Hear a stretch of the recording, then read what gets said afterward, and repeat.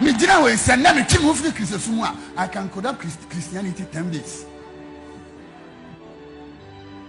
When am I going to? But I have information will be any.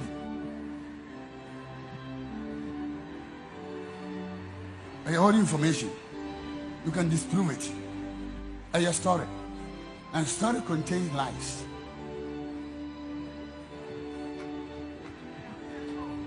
The catcher said the story about Cain and Abel. And then you Bible will you believe it? And I can prove it. And you borrowed story. They put it in there. In chapter 5 now. Christosum and yourself will be idea. And to know this one more quarter.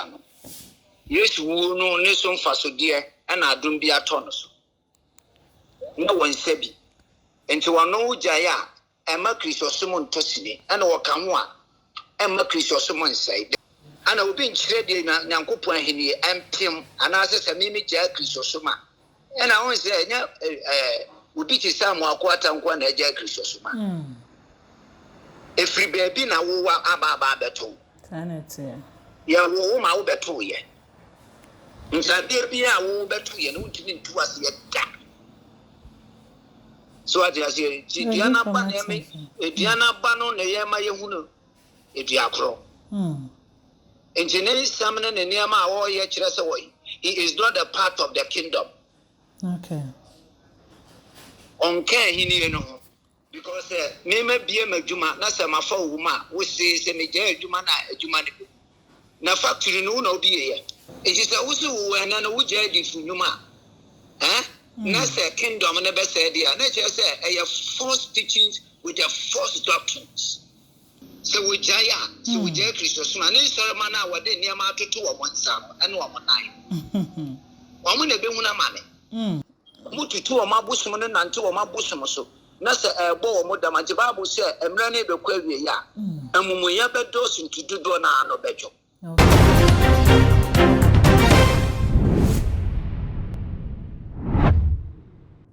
Whether Roma, Prophet Amoako Attah de nsembia betudwa na o kire se Cain any Abel story na wo Bible mo no.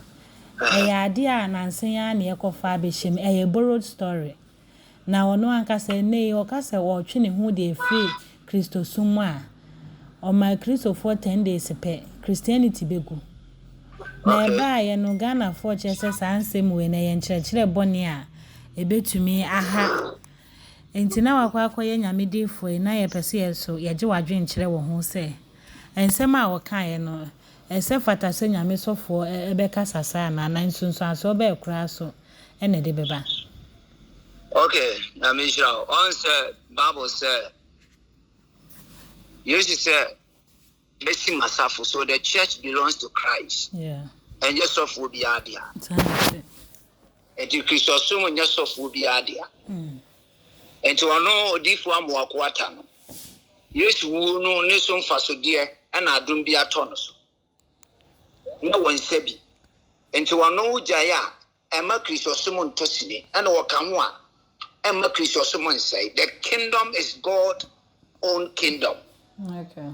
Nyankopon kasa hini ana obi nkyere de Nyankopon hini empim ana se mimi gya Christosuma ena won se nya obi ti Amoako Attah nkwa na gya Christosuma efri baby na wo aba beto sanete ya wo ma wo beto ye nsabe bi a wo beto ye no ntini ntu ase ye da so adia se diana ba na me diana ba no na ye ma ye hu no edia kro engineer samne ne niam a wo ye kire se wo he is not a part of the kingdom. Okay. On can he ni no because me bia madwuma na se mafa wo ma wo se me gya adwuma na factory no na obi ye ade enya wo de ade wo ye den na wo gya ya etimi gu ye wo ya apprentice ye tua wo ka obi na afọ wadwuma mu no wo nyame adoma na aso wo so na wo so wa ba be ye difo. Okay. Eya hwan na ma wo ye sa difo eya Nyankopon na ma wo be ye sa difo no ejisa wo so wo na wo gya difo nyuma na say kingdom na be say dia na che say a false teachings with the false doctrines. Now the for sansema Amoako Attah de abeto dwai wo gidi say betime di nsunsun so bia abre Kristo so mana no wono na be wo benya susu so ne nsore ma omoti omugu na se ba Kristo so me de Amoako Attah na wo se wagya ya obi amfa no ho na odi for embre Kristo animu asese nyame nipa a wogya nyame asem so akyerɛkyerɛ na enei se ɔtwa ne ho abeka se Kristo so no anasa nsem bi e wo Bible nim no yakoboro ne de aba behye wunyi ni se emema nipa bi elusu gidie wo nyame mu ana ya bi o se on se yesu se emre ne ba bedru a edifo atrofo beba false prophet beba okay enti nipa na ekwo nyankopɔ di ne nkyerɛ se wo ka okay so what you say okay ana wo ma yehu se eyedua na ba no na ma yehu nipa ko a woye okay ade a wo no etwa wafuru matu mu a wo nyini wo mu no you cannot condemn it enti wono ne de ahi bi de wogidie e wona asem no se wogya di a ne nsɔroma na wode niam atoto ne nan ane ne nsa te sakraman wo mo ene be hunu mo ebe ye mobɔ jime odi for me too se wogya ya se wogya Kristo so na ne nsɔroma na wode niam atoto wo mo nsa no ene wo mo nan wo mo na be hunu ama ne enye yen ana wuntini mu nyame anim ase wu nipa wo be de no agu nyame anim ase wo na obeku hu anim ase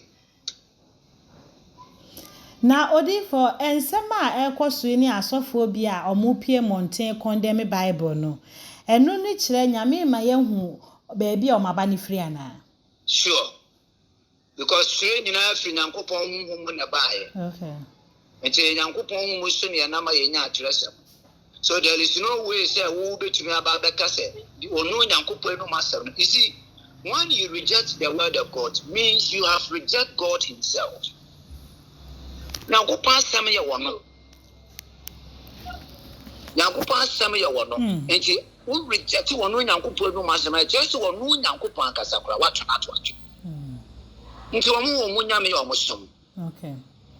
Omo kotutu wo mabosom a na ebo wo damwa.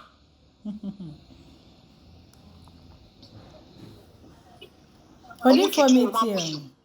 Mututu o mabosom ne nante o mabosom so na se ebo o modam age Bible say emre na ebekwa awie ya amumuya bedo sintududo na ano bejo okay na de wo hwefu ntumi da de o hwe nechi no wonfate nyankopɔ krai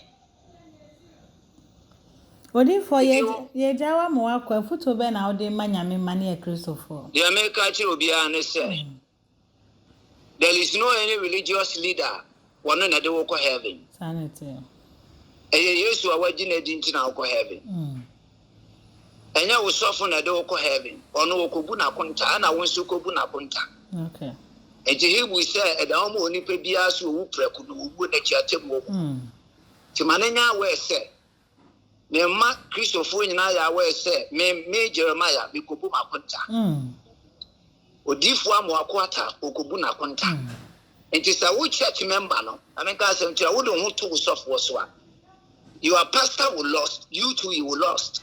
No. Mummy you nyina mo beyira. Enti obi amfa ni gidi anhye nipa mu. Na no men kan de ode ne ho ato nipa so. Na wode ne honam aye na basa. No men kan obi a wode ne ho ato sofo so. Ofi se sofo ni wa eni wo. Na sofo no ye nyame.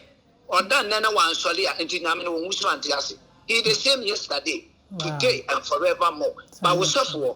Me Jeremiah make us and me yet the same. Na yin na nyame na amaya sebi. Wow. Yo, odi for ye beda asane omre ene wonsema waka na newe. Ebuso ahwesa de ensem ye kwa ensem ne emu ohu. Ebuso ye nya sofo a wodi kan sofo kirabosom e ma ne be kire mu kire ye se Bible na Christopher kura ye no. A storybook, a history, a moon sem no enye no no de ye adwuma ye di ho komo bia ye monim sem na papa Amoako Attah de abeto so enyo mo nko a yenya asofo no mu bi pa mo makeka ensem bi a ye gu Christianity ho fi eno makwan ma nipa no bi te se Abraham Oshemu ene bi e mo keka ho ma nipa te ase se Bible ne kura ni wona Nyankopon ne kura woni ho Christianity eni ho enkrofo kasa editia Kristosom ni nyina ne se nyame asofo bi a na nipa age omudi nim se nyame nsa won so kyerɛkyerɛ nyame ma ne ne wo moma pa onyame kasa ansem wedi a na ama Kristosom no ehinhim abuso hwe sansem ni video yi me nu ayebo ede kyerɛ mo na wo hwe se de aniema ekɔ ewa weye bre mu a wobetumi de wadwenkyerɛ na fa comment section honom ede aba wo so gina bea ewo ensem a media aba besumu ene sen wadaro ma fa comment section honom eni de no obo kwan so making kan ni nyina ede amamo midi ede na afia sewa amane boy enkyere mo me ena me de somo e wo too much eso abusua makram